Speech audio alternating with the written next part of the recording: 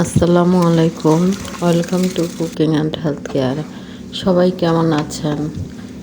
আজ আবারও আরেকটি রেসিপি নিয়ে এসেছি। আমরা সবাই নুডলস রান্না করি, কিন্তু নুডলস সবারই ঝরঝরে হয় না। আজকে দেখাবো কিভাবে নুডলস ঝরঝরে হয়, সুন্দর এবং মজাদার হয়। আর এটি একটি হেলদি রেসিপি আমাদের সবার জন্য। নুডলস রান্নার জন্য প্রথমে আমি চুলায় একটা প্যান বসিয়ে দিয়েছি। এখানে দিয়ে দিয়েছি 50 গ্রাম সয়াবিন তেল। তেলটা গরম হয়ে আসলে এরপর আমি দিয়ে দিব ডিম। এখানে আমি একে একে 3টি ডিম দিব, আর ডিমগুলোকে আমি ভেজে নিব।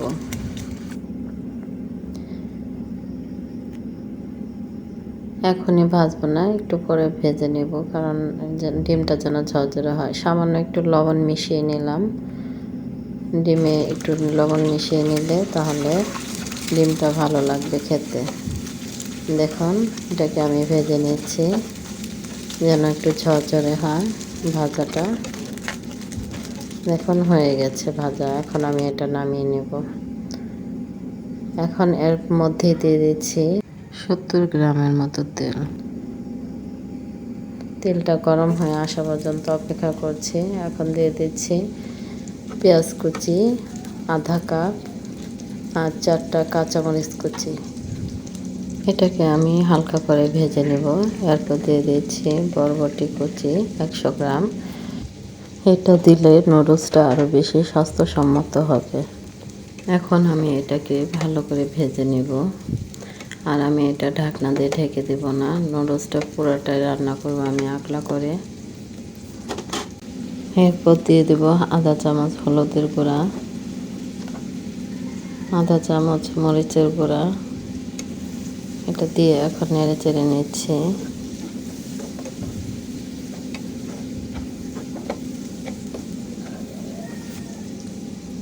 এরপর দিয়ে দেব আধা চামচ লবণ। এখন আমি পাশে গরম পানি বসিয়ে দিয়েছি। এটা ফুটে আসলে এখন আমি নুডলসগুলো দিয়ে দেবো। আমি 3টা নুডলস রান্না করব। 3টা নুডলসের জন্য 3টা ডিম। আর এটা ফুটন্ত পানির মধ্যে দিব। আর পানিটা একটু বেশি হতে হবে যেন নুডলসটা ঝরঝরে হয়। অল্প পানি দিলে নুডলসটা বেশি সিদ্ধ হয়ে পড়ে এবং ওটা ঝরঝরে হয় না। নুডলসটা প্রথমে সিদ্ধ করিনি, কারণ নুডলস ঝরিয়ে নেওয়ার পর নুডলস গায়ে গায়ে লেগে যায়। তাই এটা আমি নুডলস ভাজার আগে নুডলসটা এখন আমি সিদ্ধ করে ঝরিয়ে নেব। এটা 3 মিনিট পর্যন্ত আমি এটাকে সিদ্ধ করেছি। দেখুন হয়ে গেছে। এখন আমি এটাকে পানি ঝরিয়ে নেব। দেখুন আমি ঝরাতে দিয়েছি। আর এদিকে চুলার আঁচটা আমি লো হিটে রেখেছি। দেখুন এরপর দিয়ে দিচ্ছি মশলাগুলো নুডলসের। এখানে 3 প্যাকেট ছিল, 3 প্যাকেট মশলাই দিয়ে দিচ্ছি। এটাকে দিয়ে এখন আমি নেড়ে চেড়ে নেব।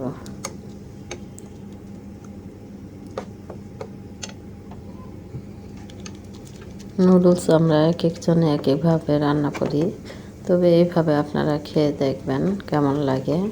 আমার কাছে ভীষণ ভালো লাগে এভাবে খেতে, এবং নুডলসটা ঝরঝরেও হয়, মজা হয়। দেখুন এবার আমি নুডলস ঢেলে দিচ্ছি। এটাকে এখন মিশিয়ে নেব ভালোভাবে। আর এই নুডলসটা ছোট থেকে শুরু করে বড় পর্যন্ত সবারই ভালো লাগে খেতে। এরপর আমি এখানে দিয়ে দেব ভেজে রাখা ডিমগুলি। এগুলি দিয়ে আবার আমি নাড়াচাড়া করে এটা মিশিয়ে নেব।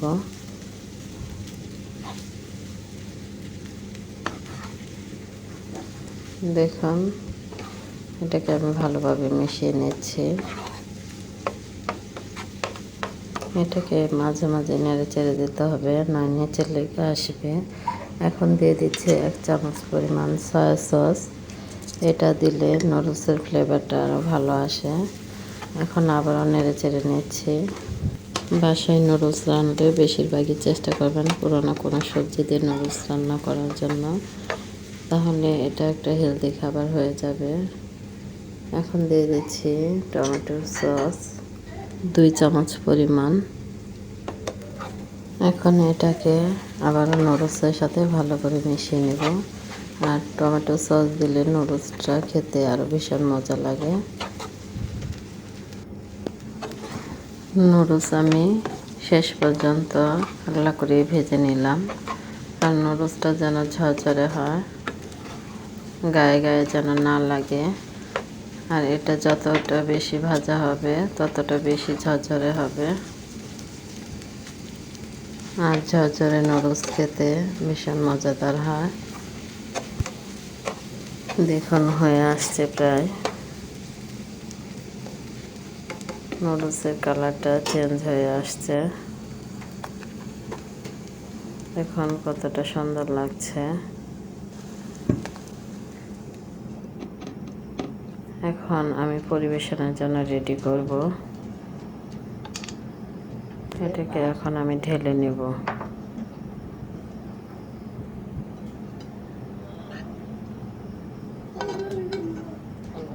পুরোটাই আমি ঢেলে নিলাম। মাশাআল্লাহ চমৎকার লাগছে নুডলসের রং। এখানে 3টা প্যাকেট আর 3টা ডিম দিয়েছি, আর কিছু সবজি দেওয়ার জন্য আমাদের পুরো পরিবারের সবারই হয়ে যাবে। আপনারাও এইভাবে নুডলস রান্না করবেন, খেতেও দারুণ, দেখতেও চমৎকার। আমার এই ভিডিওটি যদি ভালো লেগে থাকে তাহলে লাইক, কমেন্ট ও শেয়ার করবেন। আর যারা নতুন তারা সাবস্ক্রাইব করে বেল বাটন প্রেস করে রাখবেন পরবর্তী নোটিফিকেশনের জন্য। আর সবাই ভালো থাকবেন, সুস্থ থাকবেন। আজ এ পর্যন্তই। আল্লাহ হাফেজ।